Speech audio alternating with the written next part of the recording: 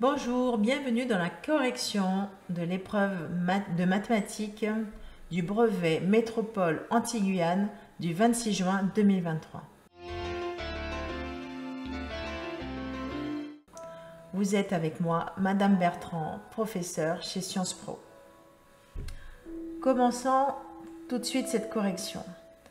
C'est un questionnaire à choix multiples, mais attention, on vous dit pour chaque question, 3 réponses ABC sont proposées. Cependant, une seule, et c'est écrit en gras, réponse est exacte. Une seule. Recopiez sur la copie le numéro de la question et la réponse choisie. Aucune justification n'est demandée. Même si aucune justification n'est demandée, vous devez quand même vous assurer de vos réponses. C'est ce que je m'apprête à faire en vous expliquant comment vous auriez pu trouver la bonne réponse. Restez jusqu'au bout de cette vidéo. Donc, exercice 3. Pour la partie 1.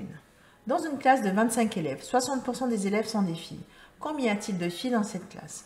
Il me suffit de faire 25 multiplié par 60 divisé par 100. Et j'obtiens la valeur de 15. Sur votre copie, vous mettez la réponse suivante. 1.B. Deuxième question. Quelle est la décomposition en produit de facteurs premiers de 126? Donc j'ai 126, qu'est-ce que je constate? Je constate que 126 est divisible par 2. Ça me donne 63 divisé... Je vais mettre plutôt multiplié par 2. Ce sera quand même plus juste.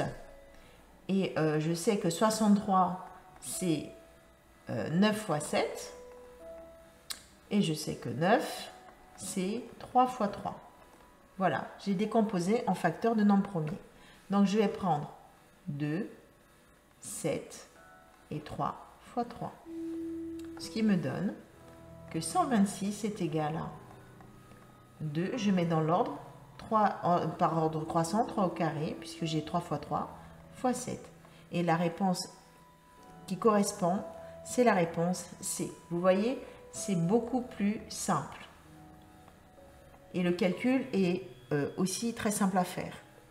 Dans un sac, il y a 17 jetons rouges, 23 jetons jaunes et 20 jetons bleus.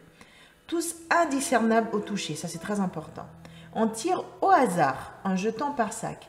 Quelle est la probabilité d'obtenir un jeton rouge ou un jeton jaune? Donc, comme j'ai 17 jetons rouges et 23 jetons jaunes et qui sont indiscernables, donc je vais faire la somme des deux. J'ai 17 plus 23 divisé par le nombre de jetons au total. Il y en a 60. Là, ça me fait 40 divisé par 60.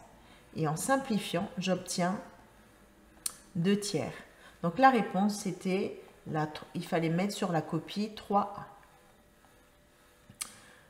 Quatrième question. Sur l'octogone régulier ci-dessous, quelle est l'image du segment DC? Donc notre segment DC est ici. Par la rotation de centre O, mon centre O est ici, qui transforme donc A ici en D. Voilà. Moi, je fais dans ce sens-là. Donc A en D. Il me faut donc, je compte, c'est très simple, hein, je compte 1, 2, 3. Donc ici, C, si je fais la même rotation par O, donc je tourne, 1, 2, 3, j'arrive à F. Et D, je fais 1, 2, 3, j'arrive à J. Voilà. Je peux faire comme ça. Je peux aussi me dire que ce sont des angles. Disons que c'est une astuce pour aller plus vite. C'est un QCM, il faut que ça aille vite. Donc, qu'est-ce que je trouve? Je trouve que c'est GF. Donc, la réponse B. Je mets sur ma copie 4.B. Et dernière question, la question 5. Quel est le volume d'un pavé droit de hauteur 1,5 et de base rectangulaire? Donc un pavé droit, il se présente comme suit. Faites comme si c'était vraiment droit. Hein. Là, c'est à main levée. Voilà. Hop.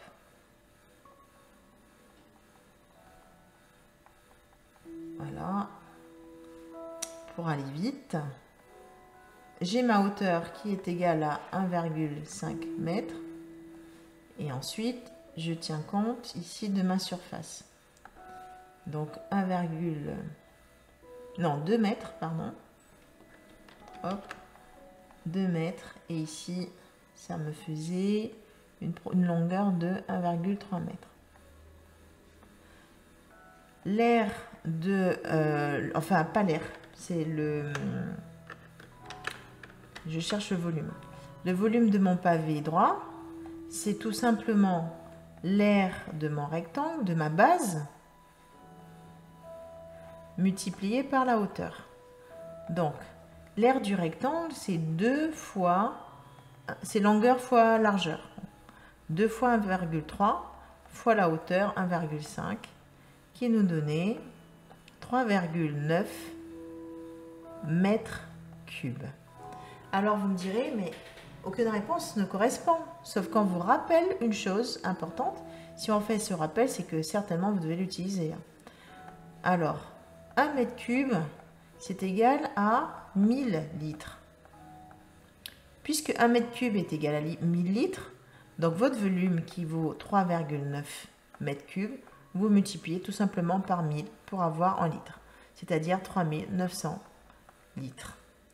Voilà, donc c'était la réponse 5B. La correction est terminée.